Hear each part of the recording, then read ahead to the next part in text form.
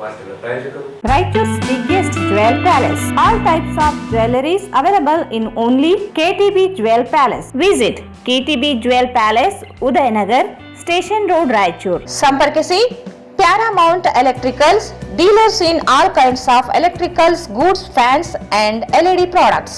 Near Mahavir Chowk, Loharwadi, MG Road, Raichur. Sri Raghavendra Tuppa, Sri Raghavendra Ghee,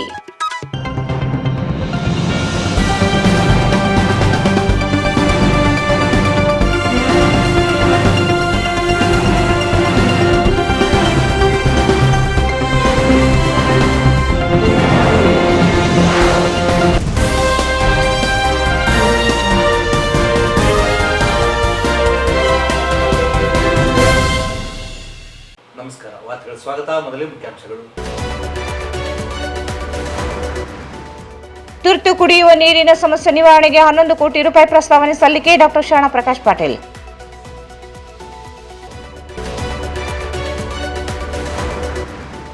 ಜಿಲ್ಲೆಯ ಕುಡಿಯುವ ನೀರಿನ ಸಮಸ್ಯೆ ಕುರಿತು ಸಭೆ. ನೀರಿನ ಸಮಸ್ಯೆಯಾಗದಂತೆ ನಿಗಾವಹಿಸಿ ಸಚಿವ ಡಾಕ್ಟರ್ ಶರಣ ಪ್ರಕಾಶ್ ಪಾಟೀಲ್.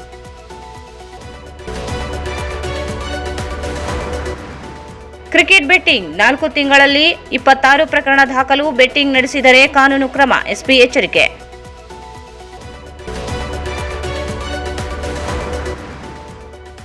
ಗೃಹ ರಕ್ಷಕ ದಳ ಸಮಾದೇಷ್ಟರಾಗಿ ದೀಪಾ ಆಯ್ಕೆ. ರಾಜಕೀಯ ಪ್ರೇರಿತ. ಅರ್ಚನಾ ಬಾಬು ಆರೋಪ.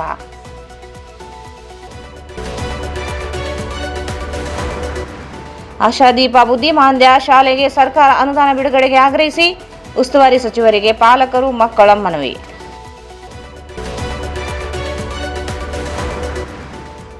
ಬಸವ ಕಲ್ಯಾಣದ ಕೆರೆಯಲ್ಲಿ ಹಡಪದ ಅಪ್ಪಣ್ಣ ಪುತ್ಥಳಿ ಸ್ಥಾಪನೆಗೆ ಆಗ್ರಹಿಸಿ ಮನವಿ.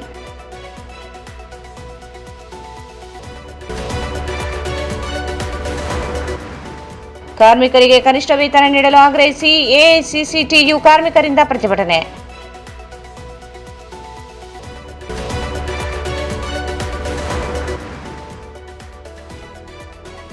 ಆಟೋಗಳಿಗೆ ಗ್ಯಾಸ್ ದರ ಏರಿಕೆ ಖಂಡಿಸಿ ಆಟೋ ಚಾಲಕರ ಪ್ರತಿಭಟನೆ.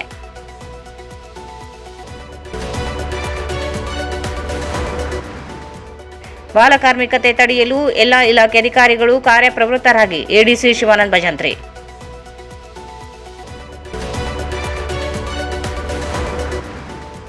ಮತ್ತು ದರ್ವೇಶ ಕಂಪನಿ ವಂಚನೆ ಪ್ರಕರಣ. ಸಿರಾಜ್ ಜಾಫ್ರಿ ಜಾಮೀನು ಅರ್ಜಿ ತಿರಸ್ಕೃತ. ಜಿಲ್ಲೆಯಲ್ಲಿ ಬೇಸಿಗೆ ದಿನಗಳಲ್ಲಿ ಎದುರಾಗಬಹುದಾದ ಕುಡಿಯುವ ನೀರಿನ ಸಮಸ್ಯೆ ನಿವಾರಣೆಗೆ 11 ಕೋಟಿ ರೂಪಾಯಿಗಳ ಪ್ರಸ್ತಾವನೆಯನ್ನು ರಾಜ್ಯ ಸರ್ಕಾರಕ್ಕೆ ಸಲ್ಲಿಸಲಾಗಿದೆ ಎಂದು ಜಿಲ್ಲಾ ಉಸ್ತುವಾರಿ ಹಾಗೂ ವೈದ್ಯಕೀಯ ಶಿಕ್ಷಣ ಸಚಿವ ಡಾಕ್ಟರ್ ಶರಣ ಪ್ರಕಾಶ್ ಪಾಟೀಲ್ ಹೇಳಿದರು. ಅವರು ಭೇಟಿಯಾದ ಮಾಧ್ಯಮಗಳೊಂದಿಗೆ ಮಾತನಾಡಿ, ಜಿಲ್ಲೆಯಲ್ಲಿ ಸದ್ಯ 53 ಗ್ರಾಮಗಳಲ್ಲಿ ನೀರಿನ ಸಮಸ್ಯೆ ಇದೆ. ಈ ಹಿಂದೆ ಗ್ರಾಮಗಳ ಸಮಸ್ಯೆಗಳನ್ನು ನಿವಾರಣೆ ಮಾಡಲಾಗಿದೆ. ಅಧಿಕಾರಿಗಳೊಂದಿಗೆ ಸಭೆ ನಡೆಸಿ ತುರ್ತು ಸಮಸ್ಯಾತ್ಮಕ ಹಳ್ಳಿಗಳ ನೀರಿನ ಸಮಸ್ಯೆ ನಿವಾರಣೆಗೆ ಸೂಚಿಸಲಾಗಿದೆ. ಶಾಸಕರ ಅಧ್ಯಕ್ಷತೆಯಲ್ಲಿರುವ ಟಾಸ್ಕ್ ಫೋರ್ಸ್ ಸಮಿತಿ ಶಿಫಾರಸುಗಳ ಮೇಲೆ ನೀರಿನ ಪೂರೈಕೆಗೆ ವ್ಯವಸ್ಥೆ ಮಾಡಲಾಗುತ್ತದೆ. ಅಲ್ಲದೆ ಪ್ರತಿ ಸೋಮವಾರ ಎಇ, ತಹಸೀಲ್ದಾರರು ಮತ್ತು ತಾಲೂಕು ಪಂಚಾಯಿತಿ ಕಾರ್ಯನಿರ್ವಾಹಕ ಅಧಿಕಾರಿಗಳು ಸಭೆ ನಡೆಸಿ ನೀರಿನ ಸಮಸ್ಯೆಯ ಮೇಲೆ ನಿಗಾ ವಹಿಸಲು ಸೂಚಿಸಲಾಗಿದೆ. ಗ್ರಾಮ ಪಂಚಾಯಿತಿ, ನಗರ, ಸ್ಥಳೀಯ ಸಂಸ್ಥೆಗಳಲ್ಲಿ ಲಭ್ಯವಿರುವ ಅನುದಾನ ಬಳಸಿಕೊಳ್ಳುವುದು, 15ನೇ ಹಣಕಾಸು ಲಭ್ಯ ಇದ್ದರೆ ಬಳಸುವುದು, ಇಲ್ಲದೆ ಹೋದಲ್ಲಿ ಜಿಲ್ಲಾ ಖನಿಜ ನಿಧಿಯ ಅನುದಾನ ಬಳಸಿ ನೀರಿನ ಸಮಸ್ಯೆ ನಿವಾರಿಸಲು ನಿರ್ದೇಶನ ನೀಡಲಾಗಿದೆ. ಅಂತರ್ಜಲ ಕುಸಿತವಾಗುವುದರಿಂದ ಪರ್ಯಾಯ ವ್ಯವಸ್ಥೆ ಮಾಡಬೇಕು. ಇಲ್ಲದೆ ಹೋದಲ್ಲಿ ಟ್ಯಾಂಕರ್ ಮೂಲಕ ನೀರು ಸರಬರಾಜು ಮಾಡಲು ಕ್ರಮ ವಹಿಸಲು ನಿರ್ದೇಶಿಸಲಾಗಿದೆ. ಜಲಧಾರೆ ಯೋಜನೆ ನಿಗದಿತ ಅವಧಿ ವಿಸ್ತಾರಗೊಳಿಸಿದ್ದರಿಂದ ಕಾಲಮಿತಿಯಲ್ಲಿ ಕಾಮಗಾರಿ ಕೈಗೊಳ್ಳುವಂತೆ ಸೂಚಿಸಲಾಗಿದೆ ಎಂದರು. ರಾಜ್ಯ ಮಟ್ಟದಲ್ಲೂ ಕೂಡ ನಾಗರಿಕ ಸೇವೆ ಸಚಿವರು ಕೂಡ ಒಂದು ಅಭಿಯಾನ ಮಾಡ್ತಾ ಇದ್ದಾರೆ. ಈಗ ಸದ್ಯಕ್ಕೆ ಇದೇನು ಸಮಸ್ಯೆ ಉದ್ಭವ ಆಗಿದೆ. ಇದು ಕೇಂದ್ರ ಸರ್ಕಾರ ಕೆಲವೊಂದು ತಪ್ಪು ಆರ್ಥಿಕ ನಮ್ಮ ವಿದೇಶಾಂಗ ನೀತಿಯಿಂದನೂ ಕೂಡ ಇದು ಕಾರಣ ಆಗಿದೆ. ಅದು ಏನೇ ಇರಲಿ, ಈಗ ಸಮಸ್ಯೆ ಬಂದಿದೆ, ಅದನ್ನ ನಾವು ಎದುರಿಸಬೇಕಾಗಿದೆ. ಹಾಗಾಗಿ ಇವತ್ತು ಸದ್ಯಕ್ಕೆ ಜಿಲ್ಲಾಧಿಕಾರಿಗಳಿಗೂ ಕೂಡ ಹೇಳಿದ್ದೀನಿ, ಏನು ಸಮಸ್ಯೆ ಆಗದಂಗೆ. ಯಾಕಂದ್ರೆ ಯಾವಾಗ ಶಾರ್ಟೇಜ್ ಆಗುತ್ತೆ ರೋಡಿಂಗ್ ಸ್ಟಾರ್ಟ್ ಆಗುತ್ತೆ, ಕಳಸಂತೆ ಸ್ಟಾರ್ಟ್ ಆಗುತ್ತೆ, ಅದಕ್ಕೆಲ್ಲ ಆಸ್ಪತ್ರೆಗೆ ಹೋಗ್ಬೇಕು ಅಂತಕ್ಕಂಥ ಒಂದು ವಾರ ಅಲ್ಲೇ ಇದ್ದೆ. ಹಳ್ಳಿಗಳಿಗೆ ಹೋಗಿದ್ದೀನಿ, ಸಿಟಿದಲ್ಲೂ ಓಡಾಡಿದ್ದೀನಿ. ಅದು ಯಾವುದೇ ರೀತಿ ಆಗಿತ್ತು ವಾತಾವರಣ ಎಲ್ಲ. ಎಲ್ಲಾ ಸಮುದಾಯ ಒಂದೇ ಸಲ ಕಮ್ಯುನಿಟಿ ಎಲ್ಲಾ ಸಮುದಾಯದಲ್ಲೂ ಕೂಡ ಇವತ್ತು ಈ ಸಾರಿ ಶಾಮೂರು ಶಿವಶಂಕರಪ್ಪ ಅವರು ಅವ್ರ ಬಗ್ಗೆ ಗೌರವ ಇದೆ. ಅದಕ್ಕೆ ನಾವು ಅವ್ರಿಗೆ ಮೊಮ್ಮಗನಿಗೆ ಗೊತ್ತಾಗ್ತೀವಿ ಅಂತ ಬಹಳ ಸ್ಪಷ್ಟತೆ ಇದೆ. ಹಾಗಾಗಿ ಆ ಸೀಟನ್ನ ಎಲ್ಲಾ ಕಮ್ಯುನಿಟಿಯವರು ಸಪೋರ್ಟ್ ಮಾಡ್ತಾ ಇದ್ದಾರೆ. ಮೀಟಿಂಗ್ ಮಾಡಬೇಕು. ಅಲ್ಲಿ ಎಡಬಲಿ ಇವು ತಹಸೀಲ್ದಾರ್ ಎಲ್ಲಾ PDOCಗೆ ಎಲ್ಲೆಲ್ಲಿ ಸಮಸ್ಯೆ ಇದೆ ಅದಕ್ಕೆ ಅವ್ರನ್ನ ಲಿಸ್ಟ್ ಔಟ್ ಮಾಡಿ ಏನೇನು ಕೆಲಸ ಕಾರ್ಯಗಳು ಮಾಡಬೇಕು ಅನ್ನೋದು ಕೂಡ ಒಂದು ರಿಪೋರ್ಟ್ ತಗೊಳ್ಳಿಕ್ಕೆ ಹೇಳ್ತೀವಿ.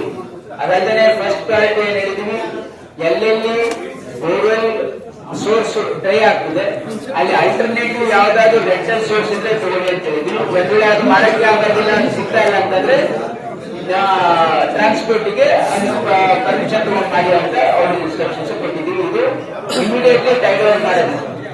ಅದಕ್ಕೆ ಈಗ ನಾವು ಈಗಾಗಲೇ ಒಂದು ಎಸ್ಟಿಮೇಟ್ ಮಾಡಿ ಒಂದು 11 ಕೋಟಿ ರೂಪಾಯಿಗೆ ಇವತ್ತು ರಾಜ್ಯ ಸರ್ಕಾರದ ಇವತ್ತು ಸಚಿವರು ಕೂಡ ಅದ್ರ ಬಗ್ಗೆ RDPR ಮಿನಿಸ್ಟರ್ ಇದ್ರ ಬಗ್ಗೆ ಒಂದು ಮೀಟಿಂಗ್ ಕೊಡ್ತಾ ಇದ್ದಾರೆ. ನಾವು CA ಮತ್ತು DC ಅದಕ್ಕೆ ಅವ್ರು ಮೀಟ್ ಮಾಡಿದ್ದೀವಿ. ನಾನು ಫೋನಲ್ಲಿ ಮಾತಾಡಿದ್ದೀನಿ.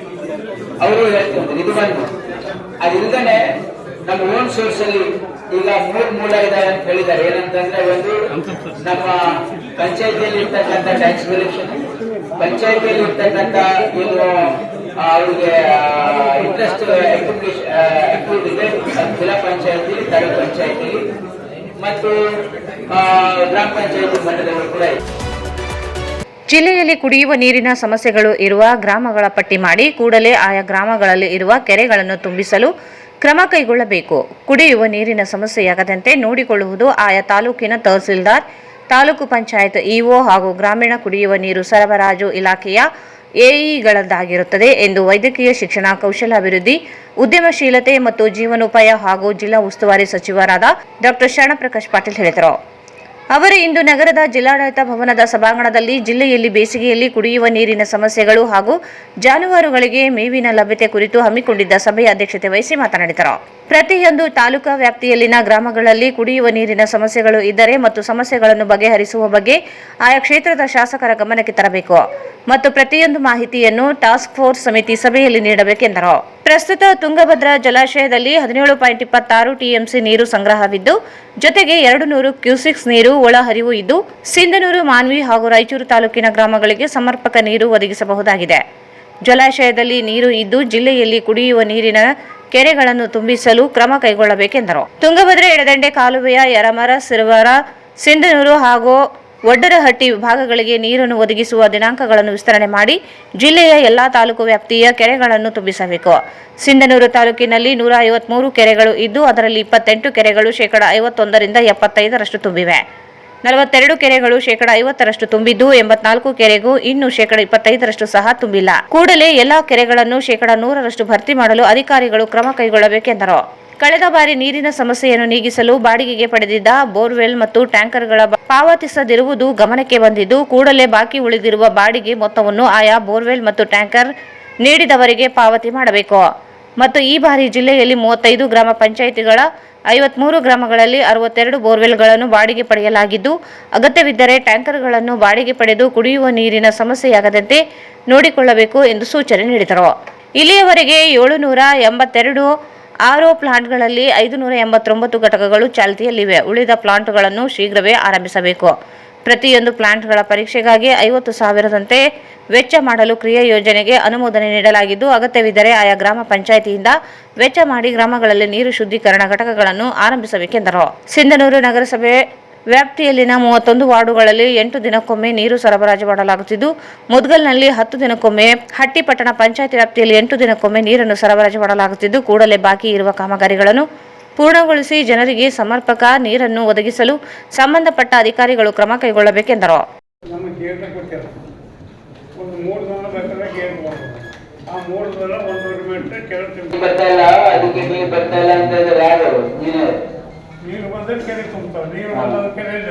ಶಾಸಕರು 18 ಬಿಟ್ಟಿದ್ದಾರೆ. ಸಿನ್ನೂರಲ್ಲಿ ಆನ್ ಮಾಡಿರೋದ್ರಿಂದ ಕೇಸ್ ಫುಲ್ ಬರಲ್ಲ ಸರ್. ನಾವು ಮೊದಲು ಸಿನ್ನೂರು ಬಂದ್ ಮಾಡಿಲ್ಲ ಸರ್, ಅಲ್ಲಿನೂ ಕೊಟ್ಟಿದ್ವಿ. ಆಗ ಕೇಸ್ ಆದ್ಮೇಲೆ ತುಂಬಿ ನೀರಂತೂ ಸಾಕಷ್ಟಿದೆ, ನೀರಿನ ಸಮಸ್ಯೆ ಇಲ್ಲ. ಸರಿ, ಮಾನ್ವಿಯಾಗಲಿ ಸಿನ್ನೂರಾಗಲಿ ಎಲ್ಲ ಕಡೆ ತುಂಬಬೇಕು. ಅಲ್ಲಿ ಯಾವ್ಯಾವ ಬಂದಾಗ್ತದೆ ತುಂಬಿದಂಗೆಲ್ಲ ಡಿಸ್ಟ್ರಿಬ್ಯೂಟರ್ ಬಂದ್ ಮಾಡಿ ಕ್ಲೋಸ್ ಮಾಡಿ. ಆಮೇಲೆ ನೋಡಿ ಮಸ್ಕಿ ನಮ್ಮಲ್ಲಿ 24 ಕೆರೆಯಲ್ಲಿ ಈಗ ಈ ಪ್ರೆಸೆಂಟ್ ಏನಂದ್ರೆ ಒಂದು 2 ಕೆರೆ ಅಷ್ಟೇ ಸಮಸ್ಯೆ ಇತ್ತು ಸರ್. ನಿನ್ನೆ ನಾವು ಆಮೇಲೆ ನೀವು ಕೂಡ ಟ್ಯಾಂಕ್ ಫಿಲ್ ಆಗೋದು ಯುವರ್ ರೆಸ್ಪಾನ್ಸಿಬಿಲಿಟಿ. ನೋಡ್ತಾ ಇದ್ದೀವಿ ವಿಸಿಟ್ ಮಾಡಿ ಮಾಡ್ತಾ ಇದ್ದೀವಿ.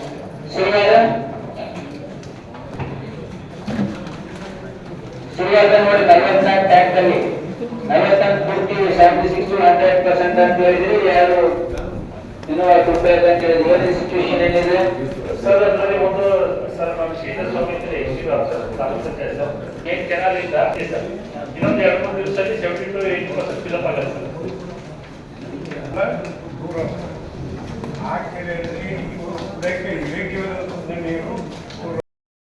ಇದೇ ವೇಳೆ ನಗರ ಶಾಸಕ ಡಾಕ್ಟರ್ ಶಿವರಾಜ್ ಪಟೇಲ್ ಮಾತನಾಡಿ, ರಾಯಚೂರು ನಗರ ವ್ಯಾಪ್ತಿಯಲ್ಲಿ ಅಂತರ್ಜಲ ಮೂಲದಿಂದ ಮಾತ್ರ ಕುಡಿಯುವ ನೀರನ್ನು ಪಡೆಯಬಹುದಾಗಿದ್ದು, ಕಳೆದ ಬಾರಿ ನಗರ ವಿಧಾನಸಭಾ ಕ್ಷೇತ್ರ ವ್ಯಾಪ್ತಿಯ 14 ಹಳ್ಳಿಗಳಲ್ಲಿ ಕುಡಿಯುವ ನೀರಿನ ಸಮಸ್ಯೆಯನ್ನು ನೀಗಿಸಲು ಬೋರ್ವೆಲ್ ಮತ್ತು ಟ್ಯಾಂಕರ್ಗಳನ್ನು ಬಾಡಿಗೆ ಪಡೆಯಲಾಗಿತ್ತು. ಅದಕ್ಕಾಗಿ 50 ಲಕ್ಷ ನೀಡಲಾಗುವುದು ಎಂದು ಹೇಳಲಾಗಿತ್ತು. ಆದರೆ ಈವರೆಗೆ ಕೇವಲ 6 ರಿಂದ 7 ಲಕ್ಷ ಮಾತ್ರ ಬಿಡುಗಡೆ ಮಾಡಲಾಗಿದೆ. ಉಳಿದ ಬಾಡಿಗೆ ಮೊತ್ತವನ್ನು ನೀಡಿಲ್ಲ. ನಾವು ಹೇಗೆ ಬದುಕಬೇಕು, ಹಳ್ಳಿಗಳಿಗೆ ಹೇಗೆ ಮುಖ ಹೊತ್ತು ಹೋಗಬೇಕು? ಮೊದಲು ಆದ್ಯತೆಯಾಗಿ ಟ್ಯಾಂಕರ್ ಮತ್ತು ಬೋರ್ವೆಲ್ ಬಾಡಿಗೆ ಪಡೆದವರಿಗೆ ಬಾಡಿಗೆ ಹಣವನ್ನು ಪಾವತಿ ಮಾಡಬೇಕು ಎಂದು ತಿಳಿಸಿದರು. 15ನೇ ಹಣಕಾಸಿನಿಂದ ಬಾಡಿಗೆ ನೀಡುವ ಕುರಿತು ಯೋಚಿಸಬೇಡಿ. ಚುನಾಯಿತ ಪ್ರತಿನಿಧಿ ಬರುವವರೆಗೂ 15ನೇ ಹಣಕಾಸನ್ನು ಬಳಸಲು ಸಾಧ್ಯವಿಲ್ಲ. ತೆರಿಗೆ ಹಣ ಹಾಗೂ ಆ ಹಣದ ಬಡ್ಡಿಯಿಂದ ಬಾಡಿಗೆಯನ್ನು ನೀಡಲು ಕ್ರಮ ಕೈಗೊಳ್ಳಿ ಎಂದು ಸಲಹೆ ನೀಡಿದರು. ನಗರಕ್ಕೆ 2 ಜಲಶುದ್ಧೀಕರಣ ಘಟಕಗಳು ಇದ್ದು, ತುಂಗಭದ್ರಾ ನದಿ ವ್ಯಾಪ್ತಿಯಲ್ಲಿ ರಾಂಪುರ ಘಟಕ ಹಾಗೂ ಕೃಷ್ಣಾ ನದಿ ವ್ಯಾಪ್ತಿಯಲ್ಲಿ ಚಿಕ್ಸೂರು ಘಟಕಗಳು ಕಾರ್ಯನಿರ್ವಹಿಸುತ್ತಿವೆ. ಆದರೆ ಅಲ್ಲಿ ಜಾಕ್ವೆಲ್ ಸಮಸ್ಯೆ ಇದ್ದು, 30 ವರ್ಷಗಳ ಹಳೆಯ ಜಾಕ್ವೆಲ್ಗಳಾಗಿದ್ದು ಅವುಗಳನ್ನು ಬದಲಿಸಬೇಕಿದೆ. ಜಾಕ್ವೆಲ್ ಪಂಪ್ ಸ್ಪಾಟರ್ ಸಮಸ್ಯೆ ಇದ್ದು, ಕೂಡಲೇ ಇದರ ಬಗ್ಗೆ ಕ್ರಮ ಕೈಗೊಳ್ಳಬೇಕೆಂದರು. ಶಾಸಕ ದದ್ದಲ್ ಬಸನಗೌಡ ಮಾತನಾಡಿ, ಕುಡಿಯುವ ನೀರಿನ ಸಮಸ್ಯೆಯ ಕುರಿತು ಮಾಹಿತಿ ನೀಡಲು ಸಾರ್ವಜನಿಕರಿಗಾಗಿ ಸಹಾಯವಾಣಿ ಆರಂಭಿಸಲಾಗಿದೆ. ಆದರೆ ಸರಿಯಾಗಿ ಸ್ಪಂದನೆ ಸಿಗುತ್ತಿಲ್ಲ ಎಂಬ ದೂರುಗಳಿವೆ. ಸಾರ್ವಜನಿಕರು ಕುಡಿಯುವ ನೀರಿನ ಕುರಿತು ಮಾಹಿತಿ ನೀಡಿದಾಗ ಅದಕ್ಕೆ ಸಂಬಂಧಪಟ್ಟ ನೋಡಲ್ ಅಧಿಕಾರಿಗಳು ಮತ್ತು ಸಹಾಯವಾಣಿ ಸಿಬ್ಬಂದಿ ಸ್ಪರ್ಧಿಸಬೇಕು ಎಂದರು. ಮಾನ್ವಿ ಶಾಸಕ ಹಂಪಯ್ಯ ನಾಯಕ್ ಮಾತನಾಡಿ, ಮಾನ್ವಿ ತಾಲೂಕಿನ ಗ್ರಾಮಗಳಲ್ಲಿ ಕುಡಿಯುವ ನೀರಿನ ಸಮಸ್ಯೆ ಇದ್ದು, ಗೇಜ್ ಕಡಿಮೆ ಇದೆ ಎಂದು ಅಧಿಕಾರಿಗಳು ಹೇಳುತ್ತಿದ್ದು, ಇದರಿಂದ ಕೆರೆ ತುಂಬಿಸಲು ಆಗುತ್ತಿಲ್ಲ. ಅಧಿಕಾರಿಗಳು ಗೇಜ್ ಕಡಿಮೆ ಇದೆ ಎಂದು ಹೇಳಿ ನುಣುಚಿಕೊಳ್ಳುತ್ತೀರಿ. ಆದರೆ ನಂತರ ಶಾಸಕರ ಪರಿಸ್ಥಿತಿ ಏನು ಎಂದು ಯೋಚಿಸಿದ್ದರ ತಲೆಯಲ್ಲಿ ಏನು ಇಟ್ಟುಕೊಂಡಿದ್ದೀರಿ ಎಂದು ಗುಡುಗಿದರು. ನಂತರ ಗ್ರಾಮೀಣ ಕುಡಿಯುವ ನೀರು ಮತ್ತು ನೈರ್ಮಲ್ಯ ವಿಭಾಗದ ಜೆಜೆಎಂ ಕಾಮಗಾರಿಗಳ ಕುರಿತು ಅಧಿಕಾರಿಗಳು ಮಾಹಿತಿ ನೀಡಿದರು. ಜಿಲ್ಲೆಯಲ್ಲಿ ಒಟ್ಟು 1210 ಕಾಮಗಾರಿಗಳ ಗುರಿ ಇದ್ದು, ಅದರಲ್ಲಿ 1129 ಕಾಮಗಾರಿಗಳು ಪ್ರಗತಿಯಲ್ಲಿವೆ. ಉಳಿದಂತೆ 81 ಕಾಮಗಾರಿಗಳು ಪ್ರಗತಿಯಲ್ಲಿವೆ. ಈವರೆಗೆ 51% ಆರ್ಥಿಕ ಪ್ರಗತಿ ಸಾಧಿಸಲಾಗಿದೆ ಎಂದು ಅಧಿಕಾರಿಗಳು ಮಾಹಿತಿ ನೀಡಿದರು.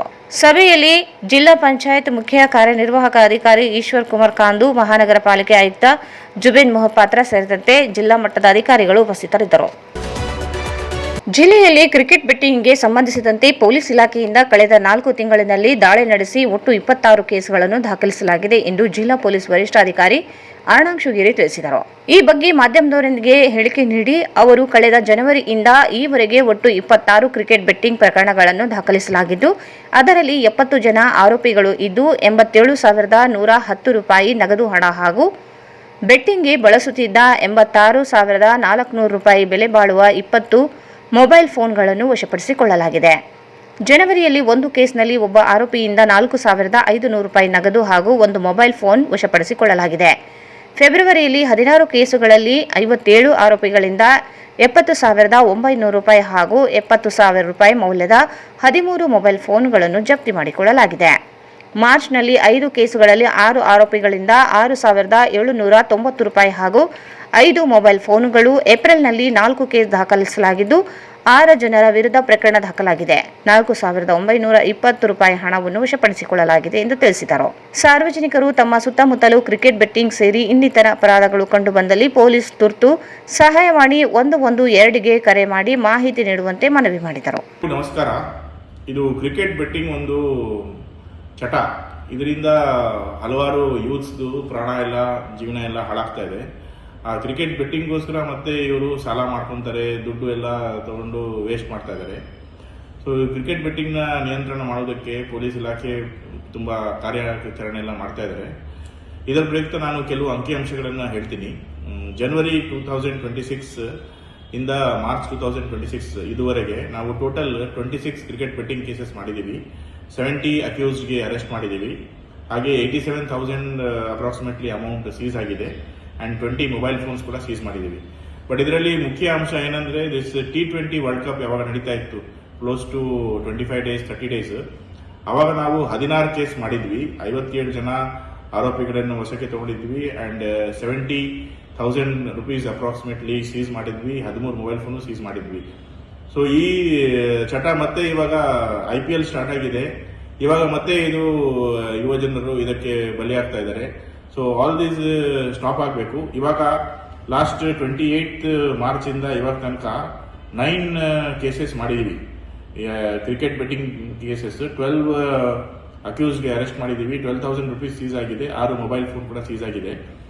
ದಯವಿಟ್ಟು ನಂದು ಅಪೀಲ್ ಎಲ್ಲ ಯೂತ್ಸ್ಗೆ ಮತ್ತು ನಮ್ಮ ಯುವ ಜನರಿಗೆ, ಈ ಬೆಟ್ಟಿಂಗಲ್ಲಿ ನಿಮ್ಮ ಅಮೂಲ್ಯವಾದ ಸಂಬಳವನ್ನು ಖರ್ಚು ಮಾಡಬೇಡಿ. ಇದು ನಿಮ್ಮ ಪರಿವಾರಕ್ಕೂ ಕೂಡ ನಷ್ಟ ಆಗುತ್ತೆ ಆ್ಯಂಡ್ ನಿಮ್ಮದು ಟೈಮ್ ಕೂಡ ವೇಸ್ಟ್ ಆಗುತ್ತೆ, ನಿಮ್ಮದು ಎನರ್ಜಿ ಕೂಡ ವೇಸ್ಟ್ ಆಗುತ್ತೆ. Please don't become victims of this ಚಟ. ಆ್ಯಂಡ್ ಎಲ್ಲ ಇದು ಏನೇ ಮಾಹಿತಿ ಬಂದರೆ ಇಮಿಡಿಯೇಟ್ಲಿ 112ಗೆ ಕಾಲ್ ಮಾಡಿ ಆ್ಯಂಡ್ ನಮ್ಮ ಸಬ್ ಇನ್ಸ್ಪೆಕ್ಟರ್ಸ್ ತಂಡ ಸಹಿತ ಹೋಗಿ ಅಲ್ಲಿ ರೇಡ್ ಮಾಡಿ ಎಲ್ಲ ಕೇಸಸ್ ಮಾಡ್ತೀವಿ.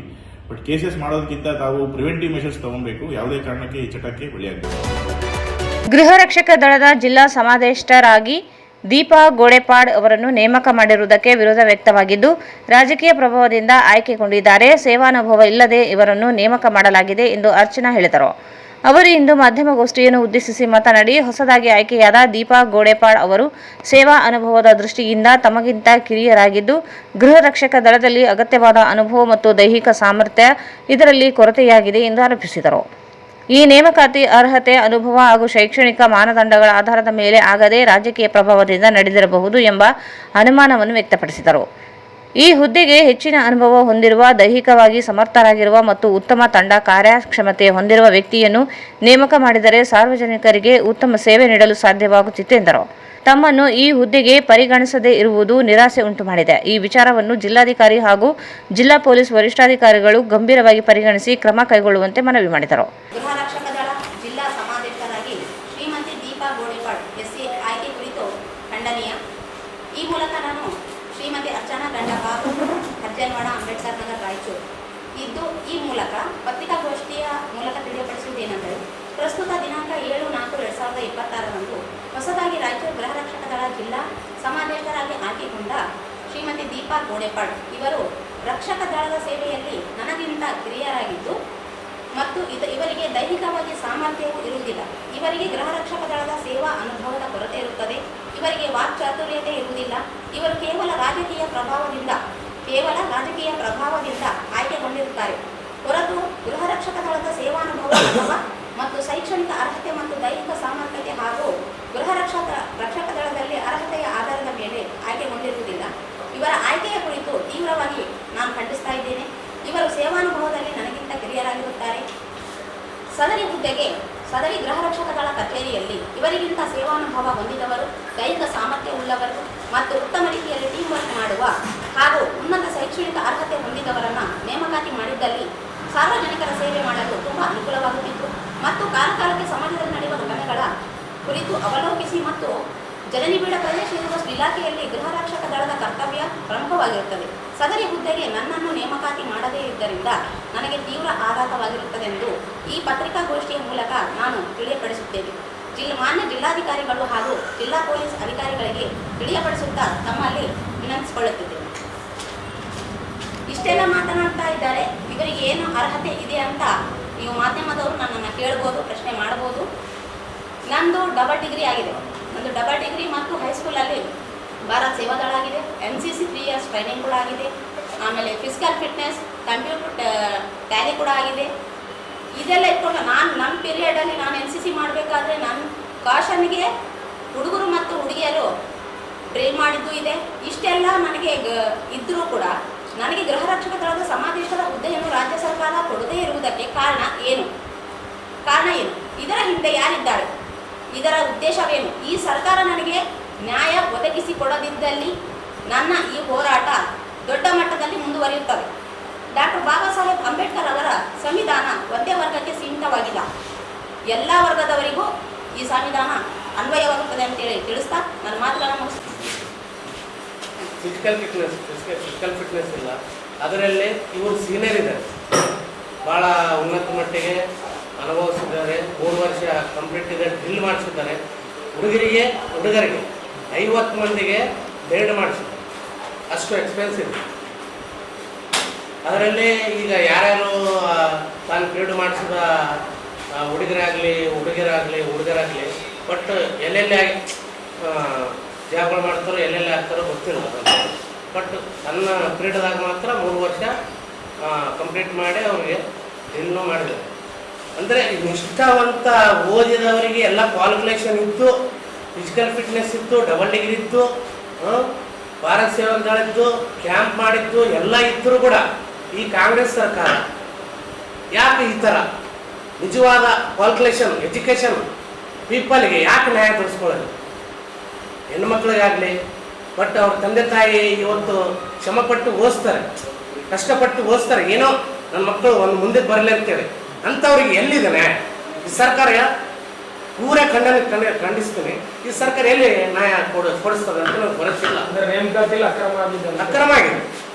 ಈ ನೇಮಕಾತಿಯಲ್ಲಿ ಅಕ್ರಮ ಆಗಿದೆ. ಅದರಲ್ಲಿ ಪ್ರಭಾವ ವ್ಯಕ್ತಿಗಳ ಕೈವಾಡ ಇದೆ ಈ ಸರ್ಕಾರ. ಬಟ್ ನಮ್ಗೆ ಗೊತ್ತಿಲ್ಲ ಈ ಸರ್ಕಾರ ರಾಜ್ಯ ಸರ್ಕಾರ. ಬಟ್ ನಾವು ಖಂಡಿಸ್ತೀವಿ ಈ ಕಾಂಗ್ರೆಸ್ ಸರ್ಕಾರ ಮುಂದಿನ ದಿನಗಳಲ್ಲಿ ಉಗ್ರ ಹೋರಾಟ ಅಂತೂ ಮಾಡೇ ಮಾಡ್ತೀವಿ. ಈ ಸಂದರ್ಭದಲ್ಲಿ ಬಾಬು, ಬಿ ಆಂಜನೇಯ, ಎಸ್ ರಾಜು, ಸಣ್ಣಬಾಬು, ರಾಮು, ಗೋವಿಂದ್ ಸೇರಿದಂತೆ ಅನೇಕರಿದ್ದರು. ಈಗ ಜಾಹೀರಾತು. Raichur's biggest jewel palace. All types of jewelries available in only KTB Jewel Palace. 916 Allmark Gold Jewelries available. ವಿಶೇಷವಾಗಿ ಬಂಗಾರದ ಆಭರಣಗಳಾದ ನಮ್ಮಲ್ಲಿ ಫ್ಯಾನ್ಸಿ ಇಯರಿಂಗ್ಸ್, ಫ್ಯಾನ್ಸಿ ನೆಕ್ಲೆಸ್, ಮಾಂಗಲ್ಯ ಮತ್ತು ಬಳೆಗಳು, ಇನ್ನು ಅನೇಕ ತರಹದ ಆಭರಣಗಳು ದೊರೆಯುತ್ತವೆ. ಬೆಳ್ಳಿಯ ಆಭರಣಗಳಾದ ಕಾಲುಂಗುರ, ಕಾಲುಗೆಜೆ, ಬೆಳ್ಳಿಯ ಪೂಜಾ ಐಟಮ್ಸ್, ವಿವಿಧ ರೀತಿಯ ಆರ್ಟಿಕಲ್ಸ್ ದೊರೆಯುತ್ತವೆ. ರಾಯಚೂರಿನಲ್ಲಿ ಮೊದಲ ಬಾರಿಗೆ ಯುವಕರಿಗಾಗಿಯೇ ಬ್ರಾಸ್ಲೆಟ್ಸ್, ಚೈನ್ಸ್, ಉಂಗುರಗಳು, ಇನ್ನು ಅನೇಕ ರೀತಿಯ ಡಿಸೈನ್ಸ್ ಆಭರಣಗಳು ದೊರೆಯುತ್ತವೆ.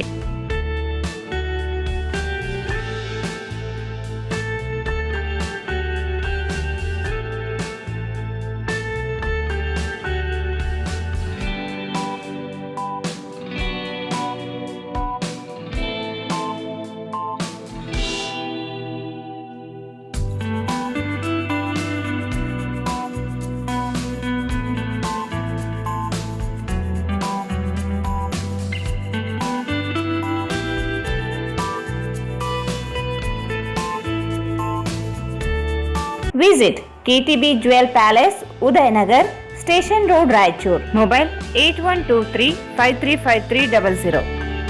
Paramount Electricals, dealers in all kinds of electrical goods, fans and LED products. ಈಗ ನಿಮ್ಮ ರಾಯಚೂರು ಮಹಾನಗರ ಪಾಲಿಕೆಯಲ್ಲಿ ಮೊದಲ ಬಾರಿಗೆ 2000 ಚದುರ ಅಡಿಯ 2 ಮಳಿಗೆಗಳುಳ್ಳ ಬೃಹದಾಕಾರದ ಪ್ಯಾರಾಮೌಂಟ್ ಎಲೆಕ್ಟ್ರಿಕಲ್ಸ್ ಶೋರೂಮ್ ತೆರೆಯಲಾಗಿದೆ.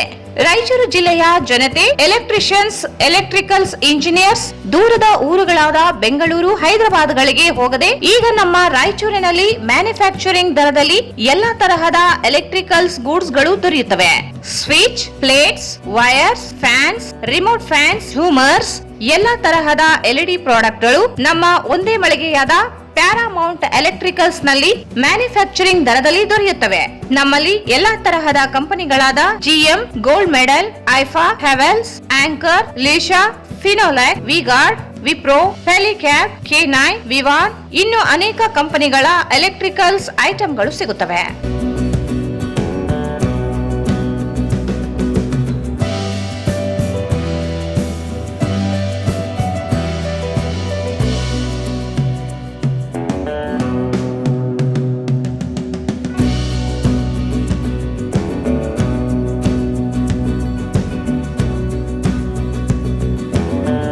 ಸಂಪರ್ಕಿಸಿ Paramount electricals, dealers in all kinds of electricals goods, fans and LED products, near Mahavir Chowk, Loharwadi, MG road, Raichur.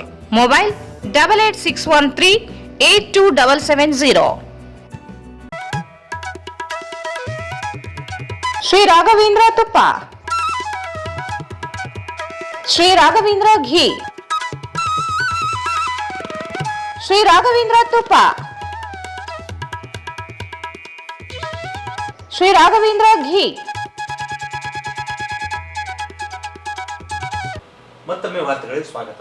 ನಗರದಲ್ಲಿ ಇರುವ ಆಶಾದೀಪ ಬುದ್ಧಿಮಾಂದ್ಯ ಮಕ್ಕಳ ಶಾಲೆಗೆ ಸರ್ಕಾರದಿಂದ ಅನುದಾನ ಬಿಡುಗಡೆಗೆ ಆಗ್ರಹಿಸಿ ಶಾಲಾ ಶಿಕ್ಷಕರು ಮತ್ತು ಮಕ್ಕಳು ಉಸ್ತುವಾರಿ ಸಚಿವ ಡಾಕ್ಟರ್ ಶರಣಪ್ರಕಾಶ್ ಪಾಟೀಲರಿಗೆ ಮನವಿ ನೀಡಿ ಆಗ್ರಹಿಸಿದರು. 2926-27ನೇ ಸಾಲಿಗೆ ಸರ್ಕಾರದಿಂದ ಅನುದಾನ ಬಿಡುಗಡೆಯಾಗದೇ ಇರುವುದರಿಂದ ಶಾಲೆಯನ್ನು ಮುಚ್ಚುವ ಸ್ಥಿತಿ ಎದುರಾಗಿದೆ. 62 ವಿದ್ಯಾರ್ಥಿಗಳು ಅಭ್ಯಾಸ ಮಾಡುತ್ತಿದ್ದು ಶಾಲೆ ಮಕ್ಕಳನ್ನು ಕರೆತರುವುದು, ಮಧ್ಯಾಹ್ನ ಊಟ ಸೇರಿ ಇತರೆ ವೆಚ್ಚ ಭರಿಸಲು ಆಗದೇ ಇರುವ ಸ್ಥಿತಿ ಇದೆ. ಶಾಲೆ 3 ಶಿಕ್ಷಕರಿಗೆ ಸೇರಿದಂತೆ ಶಾಲೆಗೆ ಅನುದಾನ ಬಿಡುಗಡೆಯಾಗದೇ ಇರುವುದರಿಂದ ಆರ್ಥಿಕ ಬಿಕ್ಕಟ್ಟು ಎದುರಿಸುವಂತಾಗಿದೆ. RCI ಮಾನ್ಯತೆ ಪಡೆದಿದ್ದು 3 ಜನ ಶಿಕ್ಷಕರಿಗೆ 2025-26ನೇ ಸಾಲಿನಿಂದ ಗೌರವಧನ ಬಿಡುಗಡೆ ಮಾಡಬೇಕು. 14 ಮಕ್ಕಳ ಅನುದಾನ ಕಡಿತಗೊಳಿಸುವುದಾಗಿ ಮೌಖಿಕವಾಗಿ ಹೇಳಲಾಗುತ್ತಿದ್ದು, ಪೂರ್ಣ ಮಕ್ಕಳ ಸಂಖ್ಯೆಗೆ ಅನುಗುಣವಾಗಿ ಅನುದಾನ ಬಿಡುಗಡೆಗೆ ಕ್ರಮ ವಹಿಸಬೇಕೆಂದು ಆಗ್ರಹಿಸಿ ಮನವಿ ಸಲ್ಲಿಸಲಾಯಿತು.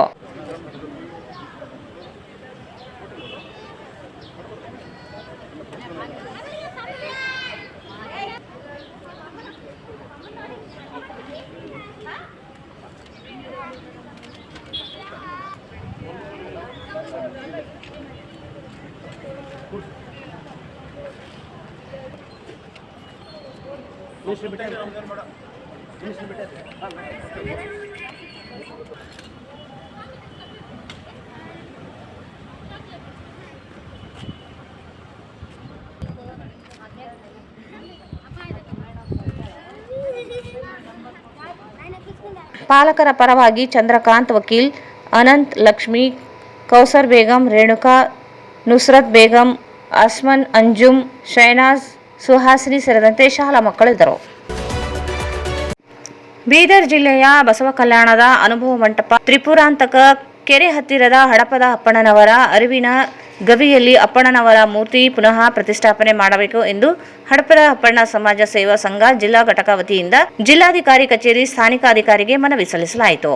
ಬೀದರ್ ಜಿಲ್ಲೆಯ ಬಸವ ಕಲ್ಯಾಣದಲ್ಲಿ ಇರುವ ಅನುಭವ ಮಂಟಪ ತ್ರಿಪುರಾಂತಕ ಕೆರೆ ಹತ್ತಿರ 12ನೇ ಶತಮಾನದ ಅನೇಕ ಬಸವಾದಿ ಶರಣರ ಅರಿವಿನ ಗವಿಗಳು ಇರುವುದಾಗಿ ಇತಿಹಾಸ ಸಾರುತ್ತದೆ. ವಿಶ್ವಗುರು ಸಾಂಸ್ಕೃತಿಕ ನಾಯಕ ಬಸವಣ್ಣನವರ ಅರಿವಿನ ಗುಹೆ ಪಕ್ಕದಲ್ಲಿಯ ಅವರ ಆಪ್ತ ಕಾರ್ಯದರ್ಶಿ ಆಗಿದ್ದ ಶಿವಶರಣ ಹಡಪದ ಅಪ್ಪಣ್ಣನವರ ಅರಿವಿನ ಗವಿಯು ಅಲ್ಲಿ ಅಸ್ತಿತ್ವದಲ್ಲಿದೆ. ಆದರೆ ಶಿವಶರಣ ಹಡಪದ ಅಪ್ಪಣ್ಣನವರ ಅರಿವಿನ ಗವಿಯನ್ನು ಬಸವೇಶ್ವರ ದೇವಸ್ಥಾನ ಪಂಚ ಕಮಿಟಿಯವರು ಅಕ್ರಮವಾಗಿ ಹಸ್ತಕ್ಷೇಪ ಮಾಡಿ ಅನ್ಯ ಶರಣರ ಮೂರ್ತಿಗಳನ್ನು ಪ್ರತಿಷ್ಠಾಪನೆ ಮಾಡಿರುವುದು ಖೇದನೀಯ ಸಂಗತಿ. ಇದರಿಂದ ಶಿವಶರಣರ ಹಡಪದ ಅಪ್ಪಣ್ಣನವರಿಗೆ ಅಲ್ಲದೆ ನಮ್ಮ ಸಮುದಾಯದ ಭಕ್ತಿ ಭಾವಗಳಿಗೆ ತೀವ್ರ ನೋವುಂಟಾಗಿದೆ ಎಂದು ಅಸಮಾಧಾನ ವ್ಯಕ್ತಪಡಿಸಿದರು. ಅಪ್ಪಣ್ಣನವರ ಅರಿವಿನ ಗುಹೆ ಮುಂದೆ ಹಾಕಿದ ನಾಮಫಲಕವನ್ನು ಸಹ ಕೆಲವರು ರಾತ್ರೋರಾತ್ರಿ ಕಿತ್ತಿ ಹಾಕಿದ್ದಾರೆ. ಈ ಕೃತ್ಯದಲ್ಲಿ ಭಾಗಿಯಾದ ಪಂಚ ಕಮಿಟಿ ಮತ್ತು ಸಂಬಂಧಪಟ್ಟ ಅಧಿಕಾರಿಗಳ ವಿರುದ್ಧ ತಕ್ಷಣ ಕ್ರಮ ಕೈಗೊಂಡು ಯಥಾಸ್ಥಿತಿಗೆ ತರಬೇಕು. ಹಾಗೆಯೇ ಹಡಪದ ಅಪ್ಪಣ್ಣನವರ ಅರಿವಿನ ಗವಿಯಲ್ಲಿ ಅವರ ಮೂರ್ತಿಯನ್ನೇ ಪ್ರತಿಷ್ಠಾಪನೆ ಮಾಡಿ ಆ ಸ್ಥಳವನ್ನು ಬಸವ ಕಲ್ಯಾಣ ಅಭಿವೃದ್ಧಿ ಪ್ರಾಧಿಕಾರಕ್ಕೆ ಸೇರಿಸಬೇಕೆಂದು ಒತ್ತಾಯಿಸಿದರು. ಸಮಾಜ ಕಾಣುತ್ತಾ ಬಂದಿರುವುದು ಒಂದು ಕಾರಣವಾಗಿರಬಹುದು. ಹಡಪದ ಅಪ್ಪಣ್ಣನವರ ವಂಶಸ್ಥರು ಮತ್ತು ಸಮಾಜದ ಭಕ್ತರಾದ ನಾವು ನಮ್ಮ ಶರಣರ ಇತಿಹಾಸ ಹಾಗೂ ಅರಿವಿನ ಗವಿಯನ್ನು ಕಳೆದುಕೊಳ್ಳುವ ಪ್ರಶ್ನೆ ಇಲ್ಲ. ಈ ವರ್ತಮಾನ ಪರಿಸ್ಥಿತಿ ನಮ್ಮ ಭಾವನೆಗಳಿಗೆ ಗಂಭೀರವಾಗಿ ಧಕ್ಕೆ ಉಂಟು ಮಾಡಿದೆ. ಭಕ್ತರು ಹಲವಾರು ಬಾರಿ ಸಂಬಂಧಪಟ್ಟ ಅಧಿಕಾರಿಗಳ ಮನವಿ ಸಲ್ಲಿಸಿ ಪ್ರತಿಭಟನೆಗಳನ್ನು ಕೂಡ ನಡೆಸಲಾಗಿದೆ. ಅನೇಕ ಮಠಾಧೀಶರು, ವಿಶೇಷವಾಗಿ ಪಾಲ್ಕಿ ಬಸವಲಿಂಗ ಪಟ್ಟದೇವರು ಹಾಗೂ ಅನೇಕ ನಾಯಕರು ಸಹ ಹಡಪದ ಅಪ್ಪಣ್ಣನವರ ಗವಿ ಈ ಸಂದರ್ಭದಲ್ಲಿ ಅಧ್ಯಕ್ಷ ಬಸವರಾಜ್, ಗೌರವಾಧ್ಯಕ್ಷ ಬಸವಂತರಾಯ ನವಲ್ಕಲ್, ಅಮರಪ್ಪ ಅಮೀನ್ ನಗರ, ಧನಂಜಯ್, ದೇವೇಂದ್ರಪ್ಪ, ರಾಚಪ್ಪ ಮರ್ಚೆಡ್, ಚನ್ನವೀರಪ್ಪ, ಕರೆಪ್ಪ ಗಬ್ಬೂರು, ಮುತ್ತಣ್ಣ ಅತ್ನೂರು ಸೇರಿದಂತೆ ಅನೇಕರು ಇದ್ದರು. ಕನಿಷ್ಠ ವೇತನವನ್ನು ತಕ್ಷಣ 42,000ಕ್ಕೆ ಹೆಚ್ಚಿಸಲು ಒತ್ತಾಯಿಸಿ ಎಐಸಿಸಿಟಿಯು ವತಿಯಿಂದ ನಗರದ ಅಂಬೇಡ್ಕರ್ ವೃತ್ತದಲ್ಲಿ ಪ್ರತಿಭಟನೆ ನಡೆಸಲಾಯಿತು. ಕನಿಷ್ಠ ವೇತನವನ್ನು ತಕ್ಷಣ ಪರಿಷ್ಕರಿಸಿ ತಿಂಗಳಿಗೆ ಕನಿಷ್ಠ 42,000 ನಿಗದಿ ಮಾಡಬೇಕು, ಕಾರ್ಮಿಕ ಸಂಹಿತೆಗಳನ್ನು ರದ್ದುಪಡಿಸಬೇಕು ಹಾಗೂ ಕಾರ್ಮಿಕ ಹಕ್ಕುಗಳನ್ನು ರಕ್ಷಿಸಬೇಕೆಂದು ಆಗ್ರಹಿಸಿದರು. ಕೇಂದ್ರ ಮೋದಿ ಸರ್ಕಾರ 2025 ನವೆಂಬರ್ 21ರಿಂದ 4 ಕಾರ್ಮಿಕ ಸಂಹಿತೆಗಳನ್ನು ಜಾರಿಗೆ ತಂದಿರುವುದು ಕಾರ್ಮಿಕರ ಮೇಲೆ ನೇರ ದಾಳಿಯಾಗಿದೆ ಎಂದು ಆರೋಪಿಸಿದರು. ಕನಿಷ್ಠ ವೇತನದ ಹಕ್ಕಿನ ಮೇಲಿನ ನೇರ ದಾಳಿಯಾಗಿದ್ದು, ಇದು ವೇತನ ಹೆಚ್ಚಿಸುವುದಕ್ಕಿಂತ ವೇತನ ಕಡಿಮೆ ಮಾಡುವ ವ್ಯವಸ್ಥೆಯಾಗಿ ಬಳಸುವ ಸಾಧ್ಯತೆ ಇದೆ. ಜೊತೆಗೆ ರಾಜ್ಯ ಸರ್ಕಾರವು ಕನಿಷ್ಠ ವೇತನ ಪರಿಷ್ಕರಣೆಯಲ್ಲಿ ತನ್ನ ಜವಾಬ್ದಾರಿಯನ್ನು ನಿಭಾಯಿಸಲು ವಿಫಲವಾಗಿದೆ ಎಂದು ದೂರಿದರು. 5 ವರ್ಷಕ್ಕೊಮ್ಮೆ ವೇತನವನ್ನು ಪರಿಷ್ಕರಿಸಬೇಕಾದರೂ 2017ರಲ್ಲಿ ಮಾತ್ರ ಪರಿಷ್ಕರಣೆ ನಡೆದಿದೆ. ಈಗಾಗಲೇ 8 ವರ್ಷಗಳಿಗೂ ಹೆಚ್ಚು ಕಾಲ ಕಳೆದರೂ ಅಂತಿಮ ನಿರ್ಧಾರ ಕೈಗೊಳ್ಳಲಾಗಿಲ್ಲ. 2025ರಲ್ಲಿ ಸುಮಾರು 25,000ಕ್ಕೂ ಹೆಚ್ಚಿಸಲು ಪ್ರಾಥಮಿಕ ಅಧಿಸೂಚನೆ ಹೊರಬಂದಿದ್ದರೂ ಅದನ್ನು ಇನ್ನೂ ಅಂತಿಮಗೊಳಿಸಿಲ್ಲ. ಇದರ ಪರಿಣಾಮವಾಗಿ ಕಾರ್ಮಿಕರು ಬದುಕಲು ಸಾಲದಷ್ಟು ಕಡಿಮೆ ವೇತನದಲ್ಲೇ ಕೆಲಸ ಮಾಡುವ ಅನಿವಾರ್ಯವಾಗಿದೆ. ಗಾರ್ಮೆಂಟ್ ಮತ್ತು ಬೀಡಿ ಉದ್ಯಮಗಳಲ್ಲಿ ಕೆಲಸ ಮಾಡುವ ಮಹಿಳಾ ಕಾರ್ಮಿಕರ ಸ್ಥಿತಿ ಇನ್ನಷ್ಟು ದುರ್ಬಲವಾಗಿದೆ. ಆಹಾರ, ಬಟ್ಟೆ, ಮನೆ ಬಾಡಿಗೆ, ಶಿಕ್ಷಣ ಸೇರಿದಂತೆ ಮೂಲಭೂತ ಅಗತ್ಯಗಳನ್ನು ಪರಿಗಣಿಸಿದರೆ ಒಬ್ಬ ಕಾರ್ಮಿಕನು ಗೌರವಯುತವಾಗಿ ಬದುಕಲು ತಿಂಗಳಿಗೆ ಕನಿಷ್ಠ 42,000 ಅಗತ್ಯ ಇದೆ ಎಂದರು. ಕನಿಷ್ಠ ವೇತನ ನೀಡದಿರುವುದು ಬಲವಂತದ ಕೆಲಸಕ್ಕೆ ಸಮಾನ ಎಂದು ಸುಪ್ರೀಂ ಕೋರ್ಟ್ ಕೂಡ ಹೇಳಿದೆ ಎಂದು ನೆನಪಿಸಿದರು. ಸರ್ಕಾರಿ ಮತ್ತು ಸಾರ್ವಜನಿಕ ಸಂಸ್ಥೆಗಳಲ್ಲಿ ಕೆಲಸ ಮಾಡುವ ಗುತ್ತಿಗೆ ಕಾರ್ಮಿಕರು ಸೇರಿದಂತೆ ಆಸ್ಪತ್ರೆಗಳು, ಬಸ್ ನಿಲ್ದಾಣಗಳು, ಗ್ರಂಥಾಲಯಗಳು, ಕಾಲುವೆಗಳ ನಿರ್ವಹಣೆ ಮುಂತಾದ ವಿವಿಧ ಕ್ಷೇತ್ರಗಳಲ್ಲಿ ಕೆಲಸ ಮಾಡುವ ಕಾರ್ಮಿಕರಿಗೆ ಕಾನೂನುಬದ್ಧ ಕನಿಷ್ಠ ವೇತನವೇ ನೀಡಲಾಗುತ್ತಿಲ್ಲ ಎಂದು ಆರೋಪಿಸಿದರು. ಕಾರ್ಮಿಕ ಇಲಾಖೆ ಕೂಡ ಕಾನೂನು ಜಾರಿಗೆ ತರುವಲ್ಲಿ ವಿಫಲವಾಗಿದೆ. ಕಾರ್ಮಿಕ ವಿರೋಧಿ ಸಂಹಿತೆಗಳನ್ನು ಸಂಪೂರ್ಣವಾಗಿ ತಿರಸ್ಕರಿಸಿ ಅದನ್ನು ತಕ್ಷಣ ರದ್ದುಪಡಿಸಬೇಕು ಹಾಗೂ ಕನಿಷ್ಠ ವೇತನವನ್ನು ತಕ್ಷಣವೇ 42,000ಕ್ಕೆ ನಿಗದಿ ಮಾಡಬೇಕು ಎಂದು ಆಗ್ರಹಿಸಿದರು.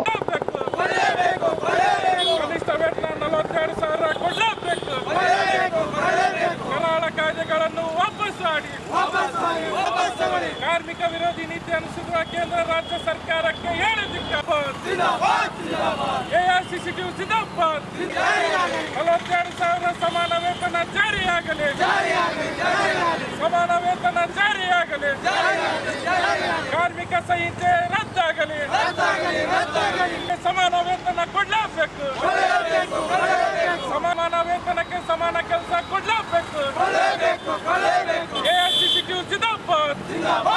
ಗುತ್ತಿಗೆ ಪದ್ಧತಿ ರದ್ದಾಗಲಿ, ಗುತ್ತಿಗೆ ಪದ್ಧತಿ ರದ್ದಾಗಲಿ, ಸಮಾನ ಕೆಲಸಕ್ಕೆ ಸಮಾನ ವೇತನ ಕೊಡಲೇಬೇಕು, ಸಮಾನ ಗುತ್ತಿಗೆ ಪದ್ಧತಿ ರದ್ದಾಗಲಿ, ಗುತ್ತಿಗೆ ಪದ್ಧತಿ ರದ್ದಾಗಲಿ. ಜಿಂದಾಬಾದ್.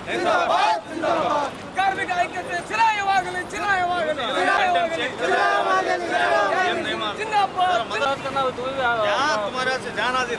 ರಾಜ್ಯಾದ್ಯಂತ ಎಐಸಿಸಿಟಿ ಸಂಘಟನೆ ವತಿಯಿಂದ ಕನಿಷ್ಠ ವೇತನ ಆಗ್ರಹಿಸಿ ಗುತ್ತಿಗೆ ಕಾರ್ಮಿಕರ ಪ್ರತಿಭಟನೆಯನ್ನು ಈ ಒಂದು ರಾಯಚೂರಿನ ಅಂಬೇಡ್ಕರ್ ವೃತ್ತದಲ್ಲಿ ನಾವು ಹಮ್ಮಿಕೊಳ್ಳಲಾಗಿದೆ. ನಮ್ಮ ಬೇಡಿಕೆ ಇಷ್ಟೇ, ರಾಜ್ಯ ಸರ್ಕಾರವು ಈಗ ಒಂದು ಕರಾಳ ಕಾಯ್ದೆ ವಿರುದ್ಧ ಒಂದು ಸ್ಪಷ್ಟ ನಿಲುವು ತಿಳಿಸ್ತಾ ಇಲ್ಲ. ಆ ದೃಷ್ಟಿಯಲ್ಲಿ ನಾವು ಇವತ್ತು ಜಿಲ್ಲೆಯಾದ್ಯಂತ ಒಂದು ಪ್ರತಿಭಟನೆ ಹಮ್ಮಿಕೊಂಡಿದ್ದೇವೆ. ಸಮಾನ ವೇತನಕ್ಕೆ ಸಮಾನ ಕೂಲಿ ಎಂಬ ಸರ್ಕಾರದ ಯೋಜನೆ ಇಲ್ಲಿ ರಾಜ್ಯದಲ್ಲಿ ಅನುಷ್ಠಾನ ಆಗ್ತಾ ಇಲ್ಲ. ಒಂದು ಕಡೆ ಸಂತೋಷ್ ಲಾಡ್ ಬರೀ ರೀಲ್ಸ್ ಮಾಡ್ಕೊಂತ ನಾನು ಕಾರ್ಮಿಕ ಪರವಾಗಿದ್ದೀನಿ ಅಂತ ಹೇಳ್ತಾರೆ, ಆದರೆ ಇಲ್ಲಿ ಕಾರ್ಮಿಕ ಪರವಾಗಿ ಯಾವುದೇ ಅರ್ಥ ನಿಲುವು ಕಾಣ್ತಾ ಇಲ್ಲ. ಯಾಕಂದ್ರೆ ಬರೀ ಅವರು ತಮ್ಮ ಒಂದು ವೈಯಕ್ತಿಕ ಅದು ಇದು ಅಂತ ಹೇಳ್ತಾರೆ, ಆ ಲೇಬರ್ ಬೋರ್ಡ್, ಈ ಲೇಬರ್ ಬೋರ್ಡ್ ಅಂತ. ಕನಿಷ್ಠವಾಗಿ ರಾಜ್ಯ ಸರ್ಕಾರ, ಇಲ್ಲೇ ಒಂದು ಕಾಂಗ್ರೆಸ್ ಸರ್ಕಾರ ಇದೆ, ಈ ಒಂದು ಲೇಬರ್ ಕಾಯ್ದೆಗಳ ವಿರುದ್ಧ ಒಂದು ಹಕ್ಕು ನಿರ್ಣಯ ಮಾಡಿ ಈ ಒಂದು ಕರಾಳ 4 ಕಾಯ್ದೆಗಳು ಏನು ಕೇಂದ್ರ ಸರ್ಕಾರ ತಂದಿದೆ, ಗುತ್ತಿಗೆ ಪದ್ಧತಿ ಇರ್ಬೋದು ಮುಂತಾದ ಆ ಕಾಯ್ದೆ ವಿರುದ್ಧ ಈ ಒಂದು ರಾಜ್ಯ ಸರ್ಕಾರ ನಿಲುವು ತಗೊಂಡು ಇಲ್ಲಿ ಕನಿಷ್ಠ ಒಂದು ಕಾರ್ಮಿಕರಿಗೆ ತಿಂಗಳಿಗೆ 42,000 ಬೇಕು. ತನ್ನ ದಿನನಿತ್ಯದ ಚಟುವಟಿಕೆ, ಮನೆ ಬಾಡಿಗೆ ಇರ್ಬೋದು, ಮಕ್ಕಳ ಶಿಕ್ಷಣ ಬಗ್ಗೆ ಸುಮಾರಷ್ಟು ರೀತಿ ಒಬ್ಬೊಬ್ಬರು ಕಾರ್ಮಿಕ ಬಹಳ ಸಮಸ್ಯೆ ಇದೆ. ಈಗ ಸರ್ಕಾರ ಕನಿಷ್ಠ ವೇತನ ಯಾಕೆ ಜಾರಿ ಮಾಡ್ತಾರೆ ಅಂದ್ರೆ ಇಲ್ಲಿ ಸರ್ಕಾರದ ಇಲ್ಲಿ ಕೆಲವೊಂದು ಕಾರ್ಪೊರೇಟ್ ಶಕ್ತಿಗಳು ಅವ್ರ ಪರವಾಗಿದ್ದಾರೆ, ಅವ್ರ ಪರವಾಗಿದ್ದ ಸಲಾಗಿ ಈ ತರ ಮಾಡ್ತಾ ಇಲ್ಲ. ಆ ದೃಷ್ಟಿಯಲ್ಲಿ ನಮ್ಮ ಉದ್ದೇಶ ಎಐಸಿಸಿ ಸಂಘಟನೆ ಕನಿಷ್ಠ ವೇತನ ಈ ನಮ್ಮ ಎಲ್ಲ ಸೆಕ್ಟರ್ನ ಕಾರ್ಮಿಕರಿಗೆ ಜಾರಿ ಆಗಬೇಕು. ಇಲ್ಲಂದರೆ ನಾವು ಇನ್ನೂ ಉಗ್ರವಾಗಿ ಹೋರಾಟ ಮಾಡುವ ಈ ಮೂಲಕ. ಈ ಸಂದರ್ಭದಲ್ಲಿ ಎಐಸಿಸಿಟಿಯು ಜಿಲ್ಲಾ ಅಧ್ಯಕ್ಷ ಅಜೀಜ್ ಜಾಗೀರ್ದಾರ್, ಮುಖಂಡರಾದ ಪ್ರಹ್ಲಾದ್ ರಾವ್, ಜಿಲಾನಿ ಯರಗೇರ, ಭೀಮಯ್ಯ, ಲಕ್ಷ್ಮಣ್, ನಿಸಾರ್ ಅಹಮದ್, ಈರಣ್ಣ, ಜಗದೀಶ್, ಚಾಂದ್, ರಾಮಸ್ವಾಮಿ, ಇಮಾಮ್, ಪರಶುರಾಮ್, ಸಣ್ಣ ನರಸಪ್ಪ ಇದ್ದರು. ಗ್ಯಾಸ್ ಫಿಲ್ಲಿಂಗ್ ಸ್ಟೇಷನ್ನಲ್ಲಿ ಆಟೋ ಚಾಲಕರು ಗ್ಯಾಸ್ ಫಿಲ್ಲಿಂಗ್ ಬಂದ್ ಮಾಡಿಸಿ ತೀವ್ರ ಆಕ್ರೋಶ ವ್ಯಕ್ತಪಡಿಸಿದ ಘಟನೆ ಜರುಗಿದೆ. ಕಳೆದ 10 ದಿನಗಳಿಂದ ಆಟೋಗಳಿಗೆ ಗ್ಯಾಸ್ ಸಿಗದೆ ಪರದಾಡುತ್ತಿದ್ದು, ಇಂದು ಬೆಳಗ್ಗೆ ಗೋ ಗ್ಯಾಸ್ ಕಂಪನಿಯ ಫಿಲ್ಲಿಂಗ್ ಸ್ಟೇಷನ್ಗೆ ಗ್ಯಾಸ್ ಟ್ಯಾಂಕರ್ ಒಂದು ಗ್ಯಾಸ್ ಡಂಪ್ ಮಾಡಿ ಹೋಗಿದೆ. ಆದರೆ ಗ್ಯಾಸ್ ದರ ಲೀಟರ್ಗೆ 120 ಮಾಡಿದ್ದು ಗ್ಯಾಸ್ ಹಾಕಿಸಿಕೊಳ್ಳಲು ಬಂದ ಆಟೋ ಚಾಲಕರು ಆತಂಕಗೊಂಡಿದ್ದಾರೆ. ಭಾರತ್ ಗ್ಯಾಸ್ ಸೇರಿ ಬೇರೆ ಗ್ಯಾಸ್ ಫಿಲ್ಲಿಂಗ್ ಸ್ಟೇಷನ್ನಲ್ಲಿ 91-96 ರೂಪಾಯಿ ಲೀಟರ್ಗೆ ದರ ಇದ್ದು, ಆದರೆ ಗೋ ಗ್ಯಾಸ್ ಕಂಪನಿ ಏಕಾಏಕಿ 40 ರೂಪಾಯಿ ಏರಿಕೆ ಮಾಡಿ 120 ರೂಪಾಯಿ ಪ್ರತಿ ಲೀಟರ್ಗೆ ಹೇಳುತ್ತಿದ್ದು, ಇದರಿಂದ ಆಟೋ ಓಡಿಸಿ ಅದರಲ್ಲಿ ಹಣ ಉಳಿಸುವುದು ಅತ್ಯಂತ ಕಷ್ಟಕರವಾಗಿದೆ ಎಂದು ಆಟೋ ಚಾಲಕರು ಅಸಮಾಧಾನ ವ್ಯಕ್ತಪಡಿಸಿದರು.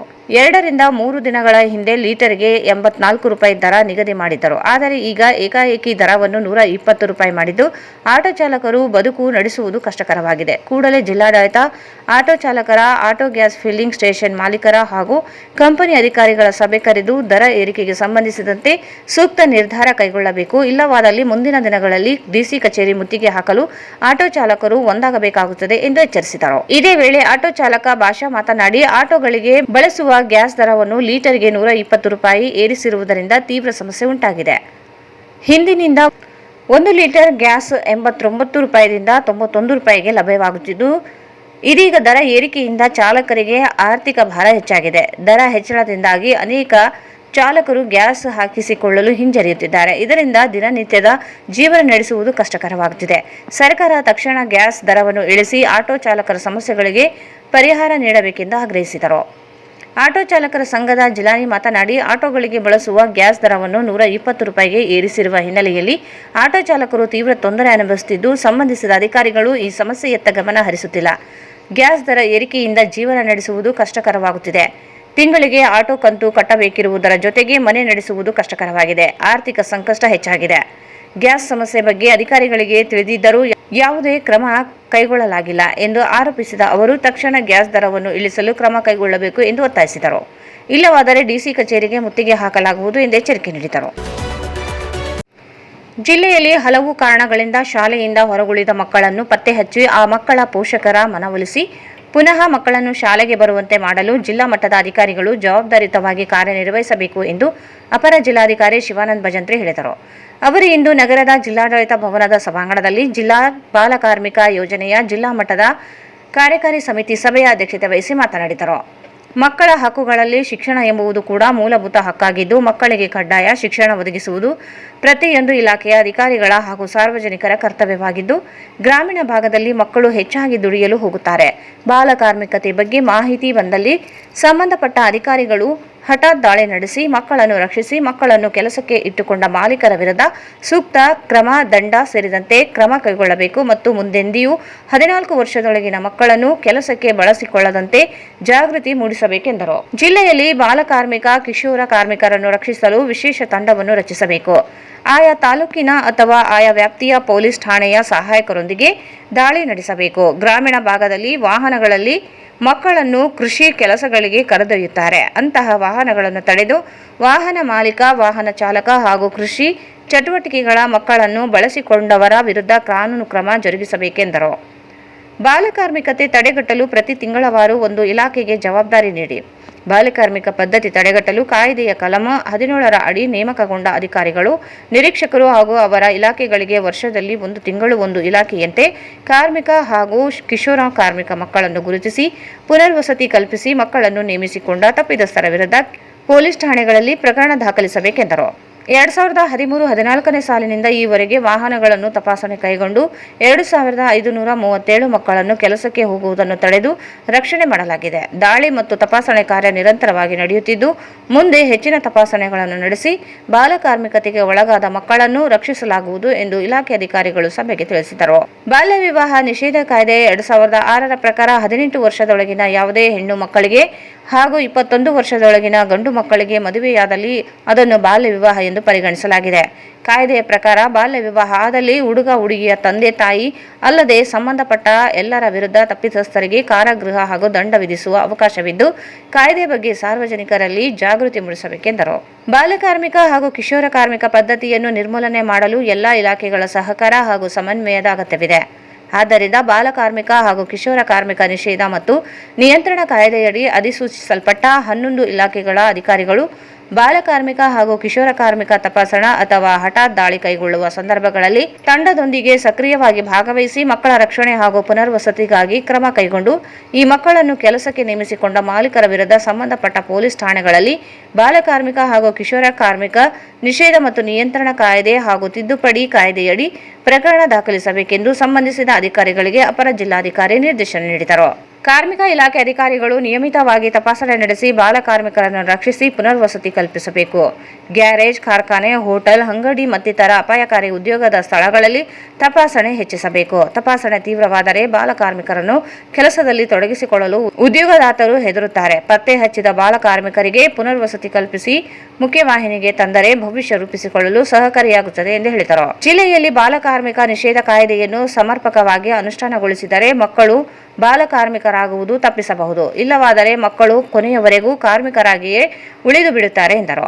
ಬಾಲಕಾರ್ಮಿಕತೆ ಅಥವಾ ಬಿಡುಗಡೆಗೊಳಿಸಿದ ಮಕ್ಕಳ ಕುಟುಂಬಗಳಿಗೆ ಸಾಮಾಜಿಕ ಭದ್ರತೆ ಯೋಜನೆಯ ಸೌಲಭ್ಯಗಳನ್ನು ಒದಗಿಸುವ ಮುಖಾಂತರ ಈ ಮಕ್ಕಳ ಕುಟುಂಬಗಳನ್ನು ಆರ್ಥಿಕವಾಗಿ ಸದೃಢರನ್ನಾಗಿಸಲು ವಿವಿಧ ಸೌಲಭ್ಯಗಳನ್ನು ಒದಗಿಸಲು ಸಂಬಂಧಿಸಿದ ಅಧಿಕಾರಿಗಳಿಗೆ ಇಲಾಖೆಯಿಂದ ಸೂಕ್ತ ನಿರ್ದೇಶನಗಳನ್ನು ನೀಡಬೇಕೆಂದು ಅಪರ ಜಿಲ್ಲಾಧಿಕಾರಿ ಸೂಚಿಸಿದರು. ಈ ಸಂದರ್ಭದಲ್ಲಿ ಜಿಲ್ಲಾ ಹೆಚ್ಚುವರಿ ಪೊಲೀಸ್ ವರಿಷ್ಠಾಧಿಕಾರಿ ಕುಮಾರಸ್ವಾಮಿ, ರಾಯಚೂರು ಸಹಾಯಕ ಆಯುಕ್ತ ಡಾಕ್ಟರ್ ಹಂಪಣ್ಣ ಸಜ್ಜನ್, ಜಿಲ್ಲಾ ಕಾರ್ಮಿಕ ಅಧಿಕಾರಿ ಆರತಿ, ಜಿಲ್ಲಾ ಆರೋಗ್ಯ ಮತ್ತು ಕುಟುಂಬ ಕಲ್ಯಾಣ ಇಲಾಖೆಯ ಅಧಿಕಾರಿ ಡಾಕ್ಟರ್ ಸುರೇಂದ್ರ ಬಾಬು, ಹಿಂದುಳಿದ ವರ್ಗಗಳ ಕಲ್ಯಾಣ ಇಲಾಖೆಯ ಜಿಲ್ಲಾ ಅಧಿಕಾರಿ ಸುನೀತಾ, ಕೃಷಿ ಇಲಾಖೆ ಸಹಾಯಕ ನಿರ್ದೇಶಕಿ ಪುಷ್ಪ, ರಾಯಚೂರು ಶಿಶು ಅಭಿವೃದ್ಧಿ ಯೋಜನಾಧಿಕಾರಿ ಮಂಜುನಾಥ್, ವಿವಿಧ ಇಲಾಖೆಯ ಅಧಿಕಾರಿ ಸಿಬ್ಬಂದಿಗಳು ಉಪಸ್ಥಿತರಿದ್ದರು. ದರ್ವೇಶ ಕಂಪನಿಯಿಂದ ಆಗಿರುವ ವಂಚನೆ ಪ್ರಕರಣದಲ್ಲಿ ಆರೋಪಿಯಾಗಿರುವ ಸಿರಾಜ್ ಅಹಮದ್ ಜಾಫ್ರಿ ಅವರ ಅರ್ಜಿಯನ್ನು ಕಲಬುರಗಿ ಪೀಠ ತಿರಸ್ಕರಿಸಿದೆ. ಯರಮರಸ್ ನಿವಾಸಿ ಸಮ್ರೀನ್ ಬಾನು ಎಂಬುವರು ನೀಡಿದ ದೂರಿನ ಮೇರೆಗೆ 15 ಜನರ ವಿರುದ್ಧ ಕೇಸ್ ದಾಖಲಾಗಿತ್ತು. ನಕಲಿ ದಾಖಲೆ ಸೃಷ್ಟಿಸಿ ದರ್ವೇಶ ಕಂಪನಿಯಲ್ಲಿ ಹೂಡಲಾಗಿದ್ದ ಹಣಕ್ಕೆ ಶೇಕಡಾ 10 ಕಮಿಷನ್ ನೀಡುವುದಾಗಿ ನಂಬಿಸಿ ಮೋಸ ಮಾಡಿರುವುದಾಗಿ ದೂರು ನೀಡಿದರು. ಪ್ರಕರಣದಲ್ಲಿ ತುರ್ತು ರಕ್ಷಣೆ ಕೋರಿ ಸಿರಾಜ್ ಜಾಫ್ರಿ ಕಲಬುರಗಿ ಪೀಠದಲ್ಲಿ ತಡೆಯಾಜ್ಞೆ ಕೋರಿ ಅರ್ಜಿ ಸಲ್ಲಿಸಿದ್ದರು. ಅರ್ಜಿಯ ವಿಚಾರಣೆ ನಡೆಸಿದ ಪೀಠ ತುರ್ತು ರಕ್ಷಣೆ ಅಗತ್ಯವಿಲ್ಲ ಎಂದು ಅಭಿಪ್ರಾಯಪಟ್ಟು ಜಾಮೀನು ಅರ್ಜಿಯನ್ನು ತಿರಸ್ಕರಿಸಿದೆ. ಕೊನೆಯಲ್ಲಿ ಮತ್ತೊಂದು ಮುಖ್ಯಾಂಶಗಳು. ತುರ್ತು ಕುಡಿಯುವ ನೀರಿನ ಸಮಸ್ಯೆ ನಿವಾರಣೆಗೆ 11 ಕೋಟಿ ರೂಪಾಯಿ ಪ್ರಸ್ತಾವನೆ ಸಲ್ಲಿಕೆ ಡಾಕ್ಟರ್ ಶರಣ ಪ್ರಕಾಶ್ ಪಾಟೀಲ್.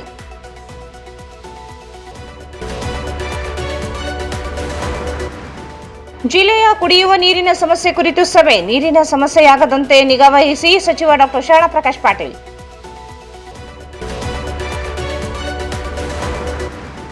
ಕ್ರಿಕೆಟ್ ಬೆಟ್ಟಿಂಗ್ 4 ತಿಂಗಳಲ್ಲಿ 26 ಪ್ರಕರಣ ದಾಖಲು, ಬೆಟ್ಟಿಂಗ್ ನಡೆಸಿದರೆ ಕಾನೂನು ಕ್ರಮ, ಎಸ್ಪಿ ಎಚ್ಚರಿಕೆ.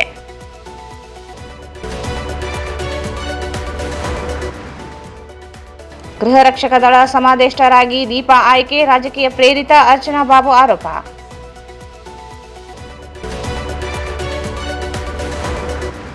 ಆಶಾದೀಪ ಬುದ್ಧಿಮಾಂದ್ಯ ಶಾಲೆಗೆ ಸರ್ಕಾರ ಅನುದಾನ ಬಿಡುಗಡೆಗೆ ಆಗ್ರಹಿಸಿ ಉಸ್ತುವಾರಿ ಸಚಿವರಿಗೆ ಪಾಲಕರು ಮಕ್ಕಳ ಮನವಿ.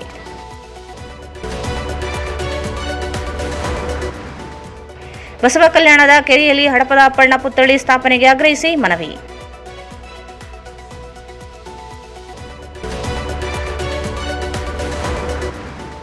ಕಾರ್ಮಿಕರಿಗೆ ಕನಿಷ್ಠ ವೇತನ ನೀಡಲು ಆಗ್ರಹಿಸಿ ಎಐಸಿಸಿಟಿಯು ಕಾರ್ಮಿಕರಿಂದ ಪ್ರತಿಭಟನೆ.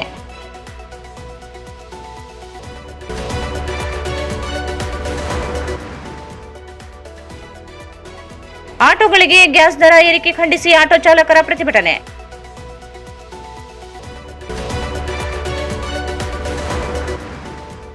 ಬಾಲಕಾರ್ಮಿಕತೆ ತಡೆಯಲು ಎಲ್ಲ ಇಲಾಖೆ ಅಧಿಕಾರಿಗಳು ಕಾರ್ಯಪ್ರವೃತ್ತರಾಗಿ ಎಡಿಸಿ ಶಿವಾನಂದ ಭಜಂತ್ರಿ.